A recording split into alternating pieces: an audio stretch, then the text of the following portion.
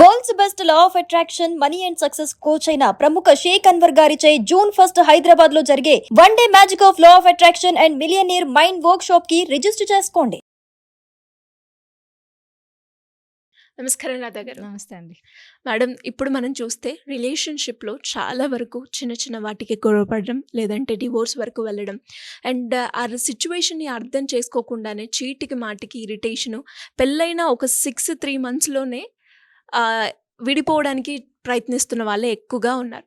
అంటే ఒక రిలేషన్షిప్ బాగుండాలి, ఇది కరెక్ట్ రిలేషన్షిప్పే అని ఎలా మనం చెప్పొచ్చు అంటారు?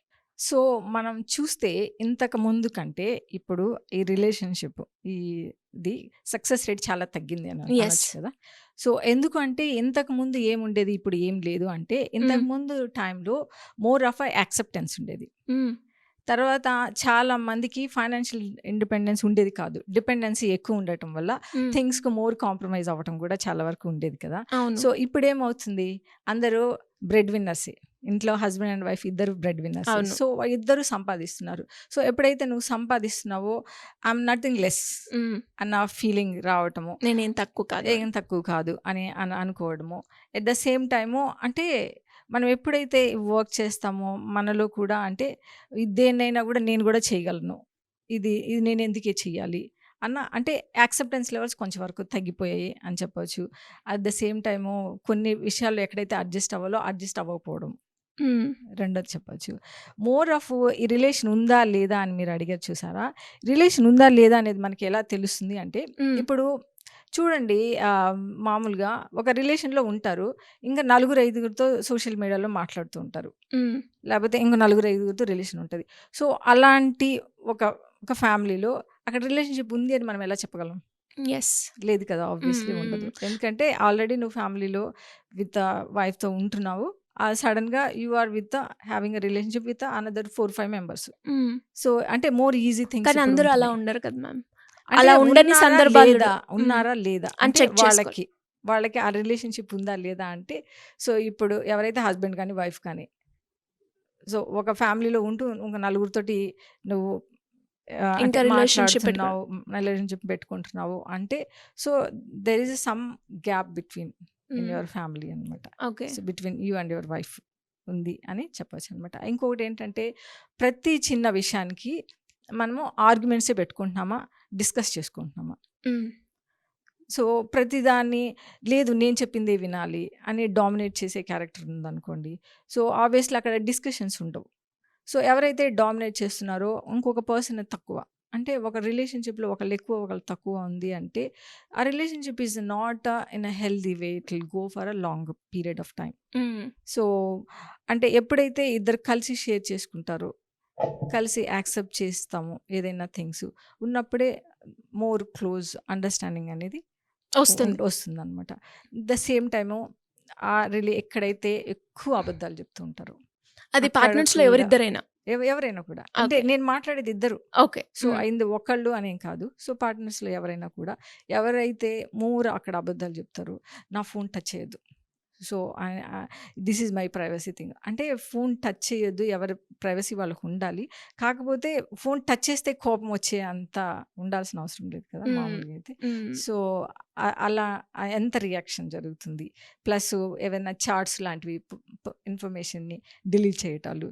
అంటే నేను కౌన్సిలింగ్లో చూసింది, రిలేషన్షిప్ కౌన్సిలింగ్లో వస్తే మా హస్బెండ్ ఒక్కడే డీపీ పెట్టుకుంటారు మేడం, ఫ్యామిలీ డీపీ పెట్టుకోవట్లేదు. సో ఇవన్నీ ఎప్పుడు వస్తాయి, ఒక వైఫ్కి డౌట్ ఎప్పుడు వస్తుంది అంటే, so you are with someone else, నువ్వు మాట్లాడుతున్నావు అని వాళ్ళకి వచ్చినప్పుడు అక్కడ కమ్యూనికేషన్ గ్యాప్ ఉంది, ప్లస్ ఒక డౌట్ అనేది కూడా ఉంది. So obviously that will not go for longer time unless they set it up. Okay. ఎక్కడో దగ్గర సెట్ చేసుకుని ఉండటం చేసుకోవాల్సి ఉంటుంది. So at the same time ప్రతి రిలేషన్షిప్లో ట్రాన్స్పరెన్సీ కూడా ఉండాలండి. ఈ ట్రాన్స్పరెన్సీ అంటే ఏంటంటే ప్రతి మనిషికి స్ట్రెంగ్స్ ఉంటాయి, వీక్నెస్ కూడా ఉంటాయి. సో మనం ఎప్పుడు ఏం చేస్తామంటే స్ట్రెంగ్త్ ఎక్స్పోజ్ చేస్తాం. ఎగ్జాక్ట్లీ. సో అన్నీ బాగున్నాయి, అంత గ్రీన్గా ఉంది అన్నట్టు మనం కనిపించడానికి ట్రై చేస్తూ ఉంటాం అనమాట. సో మనము ఎప్పుడైతే సడన్గా మనలో ఏదైనా ఒక వీక్నెస్ కనిపిస్తుంది, వీక్నెస్ని మనం ఎప్పుడైతే రెండింటిని మనం ఎక్స్పోజ్ చేస్తామో మనకి భయం ఉండదు. సడన్గా మనకి వీక్నెస్ని మనం ఎక్స్పోజ్ చేయలేదనుకోండి, సో మనకి ఎప్పుడైనా తెలిసిపోతుందేమో, హ్మ్. అన్న భయం అయితే ఉంటది గదా! అవును. సో, ఆ భయం ఉంటది. ఎట్ ద సేమ్ టైము అప్పటి వరకు మనం ఒక మైండ్ ఒకలాగా సెట్ చేసుకొని ఉంటారు. హ్మ్. అంటే she is so and so, she is beautiful, లేకపోతే తను చాలా బాగా మాట్లాడుద్ది. ఏదో కొన్ని మనం ఎక్స్‌పెక్ట్ చేసుకుంటూ ఉంటాం అనమాట. సడెన్‌గా మనలో ఏదైనా ఒక వీక్‌నెస్ కనిపించిందనుకోండి అవతల పర్సన్‌లో, మన ఎక్స్‌పెక్టేషన్స్ మనం సెట్ చేసుకున్నాం. అంతవరకు మనకేమీ లేదు ఐడియా. సో, ఎప్పుడైతే ఎక్స్‌పెక్టేషన్స్ సెట్ చేసుకుంటామో, సో, అప్పుడు సడెన్‌గా ఏదన్నా మనకు కనిపిస్తే నెగెటివ్ అయిపోతుందది. హ్మ్. హ్మ్. సో, అలాంటప్పుడు కూడా ఇది ఈజ్ లాంగ్ టర్మ్ రిలేషన్‌షిప్ అయినప్పుడు మనము దేన్నైనా యాక్సెప్ట్ చేయాలి. ఇప్పుడు ఆహ్, ఇప్పుడు బయటికి ఎక్కడికైనా వెళ్ళామనుకోండి. సో, ఇప్పుడు నాకు ఫిష్ కర్రీ అంటే ఇష్టం అంటే ఇంకొకళ్ళకి చికెన్ కర్రీ అంటే ఇష్టం అనుకుందాం. సో, అంటే డిఫరెన్సెస్ అయితే ఉంటాయి కదా! డిఫరెంట్ ఒపీనియన్స్ అయితే కూడా ఉంటాయి కదా! సో, ఒకళ్ళ ఒపీనియన్ ఒకళ్ళు మళ్ళీ గ్యారంటీగా రెస్పెక్ట్ ఇచ్చుకోవాలి. సో, లేదు నేను ఇదే ఆర్డర్ చేస్తాను నువ్వు కూడా తినాలి అని ఎప్పుడైతే అంటారో, సో, ఆబ్వియస్లీ ఏంటంటే డిస్టర్బెన్స్ అవతల క్రియేట్ వాళ్ళకి నచ్చదు కదా! కొన్నిసార్లు మాత్రమే కొంతకాలం అడ్జస్ట్ వరకు అవుతారు. అడ్జస్ట్ అవుతారు గానీ, that will not go for a longer period of time హ్మ్. అనమాట.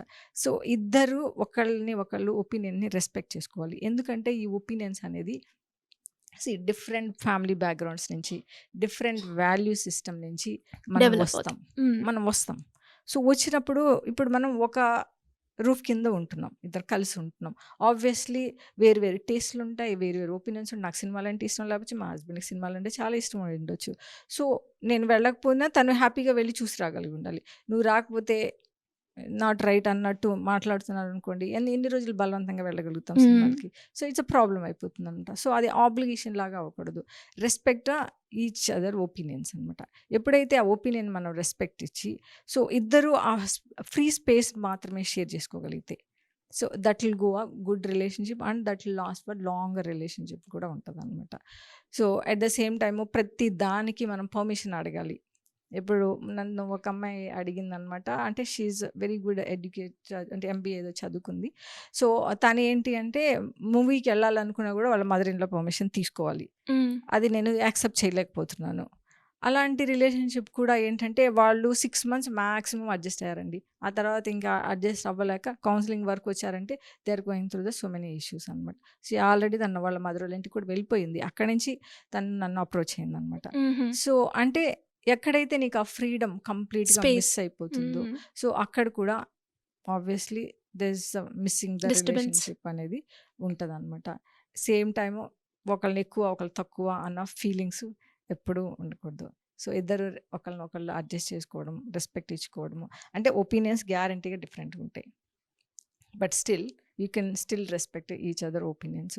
సో, ఇవన్నీ జస్ట్ కొన్ని బేసిక్ థింగ్స్ మనం ఫాలో అవుతాం. ఎందుకంటే మనకందరికీ ఏంటంటే వాల్యూ సిస్టమ్ చాలా ఎక్కువ ఉంటది. మన ఇండియన్ కల్చర్ ఆఫ్ లైఫ్‌లో. సో, ఈ వాల్యూ సిస్టమ్ మనందరం రెస్పెక్ట్ ఇచ్చుకుంటాం అనమాట. అంటే సడెన్‌గా అట్లా బ్రేకప్ చేసుకొని టక్‌మని ఇట్లా వెళ్ళిపోయాలి. వెళ్ళిపోలేము. సో, చాలా అంటే we give our best efforts. Yes. So, ఈ చిన్నవి గాని మనం ఎప్పుడైతే అడ్జస్ట్ చేసుకోగలుగుతామో obviously that will live for longer relationship అయితే ఉంటదనమాట. మీరన్నట్టుగానే మేడం ఈ పాయింట్స్‌లలో చాలా మందికి కూడా ఏదో ఒక పాయింట్‌లో రిలేషన్‌షిప్‌లో అనేది డిస్టర్బెన్స్ అనేది క్రియేట్ అవుతూ ఉంటుంది.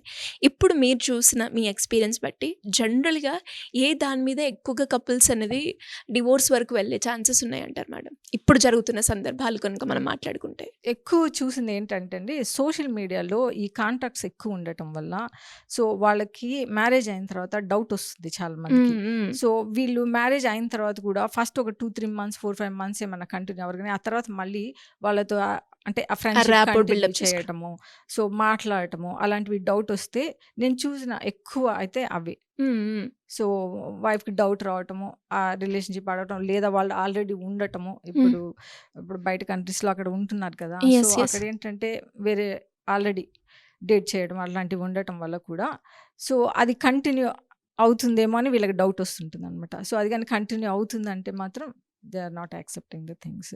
రెండోది ఇంకొకటేంటంటే ఈ ఫ్రీడమ్ గురించి. హ్మ్. ఫ్రీడమ్ కూడా ఇప్పుడు పిల్లలు ఒప్పుకోవట్లేదు. సో, ఎందుకు అంటే వాళ్ళు కూడా చదువుకున్నారు, జాబ్ చేస్తున్నారు. They want to live a free life. ఇక్కడ సడెన్‌గా వచ్చి మదర్ ఇన్ లా కండిషన్స్ పెడుతుంది అంటే ఆబ్వియస్‌లీ తీసుకోలేరు కదా! అవునవును. సో, అక్కడ కూడా ప్రాబ్లమ్ వస్తుంది. ఇప్పుడు ఆ అబ్బాయి సైడ్ నుంచి ఏమవుతుందంటే మదర్‌కి ఎదురు చెప్పలేకపోతుంటారు. సో, వాళ్ళ అంటే ఇటు వైఫ్ వైఫ్ అటు మదర్. చెప్పలేకపోతుంటారనమాట. సో, అది కూడా నేను మెయిన్ గమనించిన ఇష్యూ. ఎక్కువ మెయిన్ ఇష్యూ. అవి రెండే ఎక్కువున్నాయి. సో అవి కూడా మనం క్లియర్ చేసుకోవాలి అంటే మీరు చెప్పిన పాయింట్స్లలో అడ్జస్ట్మెంట్ కంపారిజన్స్ కాకుండా కాంప్రమైజ్ అయ్యి అలా మూవ్ అవ్వాలి. అవుతుంది. ఇక్కడ ఫ్రీడమ్ మాత్రం రెస్పెక్ట్ ఇవ్వాలి. Opinions So, freedom. ఫ్రీడమ్ ఇప్పుడు ఒక వైఫ్ అండ్ హస్బెండ్ మూవీకి వెళ్ళాలి అంటే మదర్ ఇన్ లా పర్మిషన్ ఇవ్వటం is not there in the thing కదా. అవును. సో అక్కడ తను అంటే ఆ అబ్బాయి డెసిషన్ తీసుకోవాల్సి ఉంటుంది అనమాట. గ్యారంటీగా తను కూడా ఒక మా Step. ఇంటికి వచ్చింది. సో తను ప్రైవసీ కానీ తనకి కావాల్సినవి కానీ ఆపుకోకూడదు. సో తను కూడా తన లైఫ్ని లీడ్ చేయాలి. ఇక్కడికి వచ్చి ఒక కండిషన్ లైఫ్లో ఉండలేరు అనమాట. సో అలా ఆలోచించి ఎక్కడ తను స్టెప్ తీసుకోవాలి, ఎక్కడ తను మాట్లాడగలగాలి అనేది మాత్రం ఇప్పుడు కంపల్సరీగా చేయాల్సింది అనమాట. సో చేస్తే దెన్ ఎందుకంటే ఇది లాంగ్ రన్లో సస్టైన్ అవుతుంది. సస్టైన్ అవుతుంది. Exactly. Thank you ma'am. Thank you so అండి. Much. Thank you so much. Suman టీవీలో మీ పర్సనల్ అండ్ బిజినెస్ ప్రమోషన్స్ కోసం కింది నెంబర్కి కాంటాక్ట్ చేయండి.